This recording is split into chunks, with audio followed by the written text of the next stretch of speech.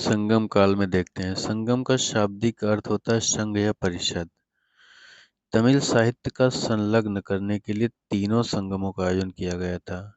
संगमों को संरक्षण पांड्य शासकों ने दिया था। संगम साहित्य में चोल चेर पांड्य की जानकारी मिलती है। जो संगम काल था पहली से तीसरी शताब्दी के बीच में था। अब पहला संगम, प्रथम संगम देखिए। स्थान मदुरई में। अध्यक्ष अगस्त्य ऋषि। इस संगम की एक भी पुस्तक नहीं मिलती है। अब अगस्त्य ऋषि एवं कौंडिन्य ब्राह्मण को, पीछे हमने वीडियो में इस चीज का उल्लेख किया है। कौंडिन्य ब्राह्मण को वैदिक संस्कृति दक्षिण भारत ले जाने का श्रेय जाता है। वैदिक संस्कृत कहाँ ले गए थे? दक्षिण भारत में ले गए थे। कौन? कौंडिन्य ब्राह्मण और अगस्त्य ऋषि। और नोट कर लीजिए, जो ये संगम साहित्य है ये दक्षिण भारत का ही साहित्य है। द्वितीय संगम, स्थान कपाटपुरम। अध्यक्ष इसके भी अगस्त्य ऋषि और तोलकप्पियर थे। पुस्तक तोलकप्पियर। कंटेंट क्या है इसमें? तमिल ब्राह्मण ग्रंथ है। तीसरा संगम, स्थान उत्तरी मदुरई में। अध्यक्ष नक्कीरर। पुस्तक कौन सी है इसकी? ऐतु तोके और पतुपातु। ऐतु तोके पतुपातु। यहाँ पर कुछ लेखक और पुस्तक का नाम, जैसे इलिंगो आदिगल। शिल्पाधिकारम में पूछी गई है बुक। शिल्पाधिकारम, इलिंगो आदिकल, सीधा सीधा पढ़ लीजिए। शीतले सतनार मणिमेखले बुक है। मणिमेखले बुक है, ये राइटर है। शीतले सतनार कौन है? लेखक। और मणिमेखले क्या है? पुस्तक। तिरुवल्लुवर और कुरुल क्या है? बुक है। तिरुवल्लुवर राइटर। चेर वंश देख लेते हैं। तीनों वंश पढ़ने ही पड़ेंगे।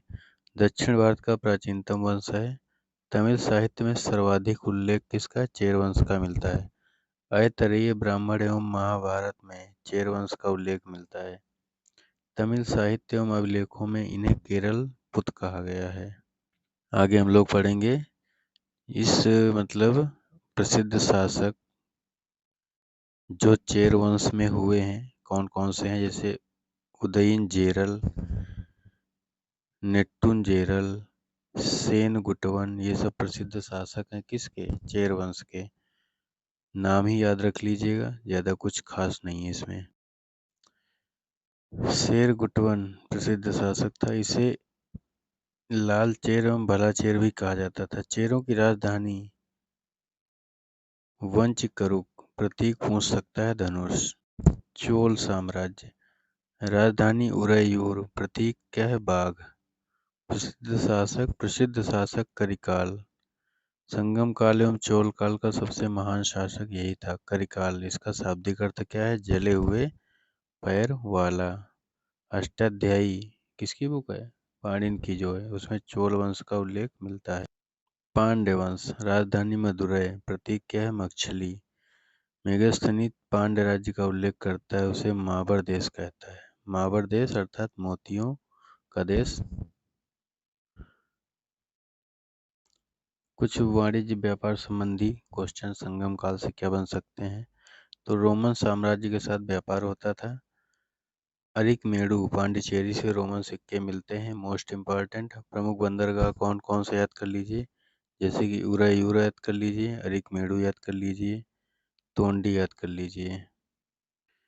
आयात की जाने वाली वस्तुएं संगम काल में कौन कौन सी थी, जैसे सोना, चांदी, घोड़े, शराब, कांच, जवाहरात। निर्यात की जाती थी जो वस्तुएं, बाहर भेजी जाती। निर्यात का मतलब बाहर भेजना। सूती वस्त्र, भारतीय मसाले, लकड़ी, कछुआ और नील।